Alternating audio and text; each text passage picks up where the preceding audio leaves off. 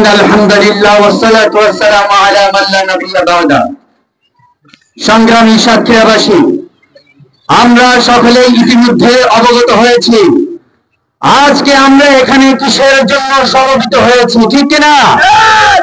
আজ বাংলাদেশ সরকার যে নির্লজ্জপূর্ণ চুক্তি ভারতের সাথে করেছে, এটা শুধুমাত্র আমাদের কাছে নির্লজ্জতার বিষয় নয়, বরং এমন নির্লজ্জতার দৃষ্টান্ত পৃথিবীর কোন দেশের প্রেসিডেন্ট কোন জায়গায় রাখেনি।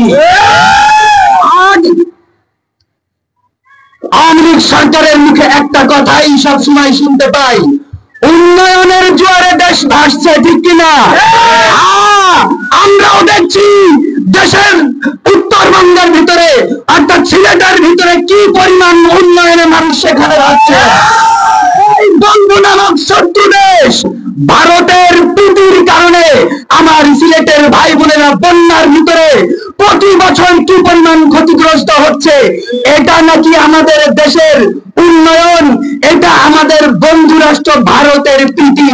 বিনিময়ে তাদের এই প্রীতিতে নির্লজ্জ সরকার প্রতি বছর নির্লজ্জতার পরিচয় দিয়ে তাদের কাছে হাদিয়া পাঠায় আম আর ইলিশ মাছ।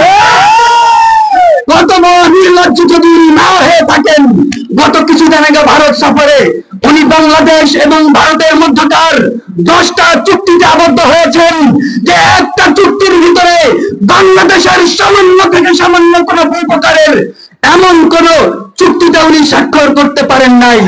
10টা স্বাক্ষরের ভিতরে উনি বাংলাদেশ থেকে বাংলাদেশের উপর দিয়ে ভারতের ট্রেন লাইন যাওয়ার সুযোগ করে দিয়েছেন। কই, আপনি তো বাংলাদেশের জন্য এক ফোঁটা পানির আলোচনা সেখানে করতে পারেন নাই।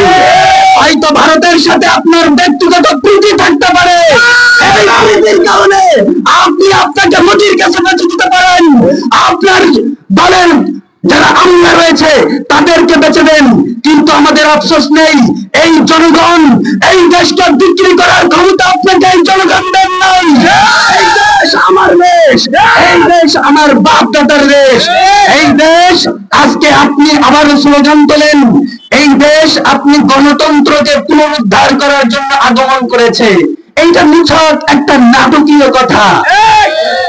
হয়তো আপনার বাবা, আপনার স্লোগান ধরে আমি বলছি, আপনার বাবা এই দেশ যদি স্বাধীনতা এনে থাকে, মানুষের স্বাধীনতার জন্য যদি কোনো কাজ করেও থাকে, এই সেই স্বাধীনতা আপনি নিজ হাতে ওই যোগ্য বাবার সন্তান, কুলাঙ্গার সন্তান হিসেবে সেই স্বাধীনতা হনন করেছেন।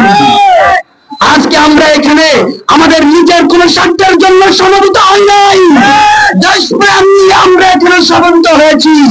ভারতের কাছে আপনি সূক্ষ্মভাবে এদেশকে বিক্রি করার পায়তারা শুরু করেছেন। দেশপ্রেম নিয়ে আমরা এখানে দাঁড়িয়েছি, আমাদের এই দাঁড়ানো আপনার কাছে মনে হয় দেশ বিরোধী দাঁড়ানো। আপনি করছেন দেশ বিরোধী কাজ, বিপক্ষে আমরা দাবি রাখলে সেটা হয় দেশ বিরোধী। এই জন্য মায়ের মার চেয়ে মাসির দরদ বেশি। আমাদের সাহেব বলেছিল, শেখ হাসিনা এই দেশের কোন উন্নয়ন চাই না, এই দেশের মানুষের ভাগ্যের পরিবর্তন চাই না। কারণ এই দেশে ব্রিটিশ যখন এসেছিল, ব্রিটিশ এসেছিল যেই দেশ থেকে, আপনিও সেই দেশ থেকে এই দেশে আমদানি হয়েছেন। আপনি এই দেশের মানুষের ভাগ্যের পরিবর্তন করতে আসেন নাই, আপনি এসেছেন আপনার পিতার হত্যা বিচার করার জন্য। আসছেন তো শত্রুতা মনোভাব নিয়ে, যেই দেশের মাটি, যেই দেশের মানুষ আমার পিতাকে হত্যা করতে পারে, এই দেশের কোনদিন আপনি যখন এসেছেন পিতার হত্যার বিচার করতে, এই দেশ ও মাটির মানুষের আপনি উন্নয়ন চান না। সংগ্রামী বন্ধুগণ, পরিশেষে আমি এতটুকু কথা বলবো, কেন্দ্রীয় কর্মসূচির আলোকে আজকের এই বিক্ষোভ মিছিল সমাবেশে আমরা সমবেত হয়েছি। এখনো সরকারের কাছে আমরা দাবি করতে চাই যে অবৈধ চুক্তি নির্লজ্জতার সাথে আপনি ভারতের সাথে করেছেন, অনতিবিলম্বে এই চুক্তিকে বাতিল করুন। চুক্তি যদি করতে হয় 100-র ভিতরে 100 দেশের স্বার্থ, মানুষের স্বার্থকে প্রাধান্য দিয়ে আপনি চুক্তি করবেন। এই দাবি রেখে আমার সংক্ষিপ্ত বক্তব্য এখানে শেষ করতেছি। ওমা আলাইনা ইল্লাল বালাগ। আসসালামু আলাইকুম ওয়া রাহমাতুল্লাহি ওয়া বারাকাতুহু।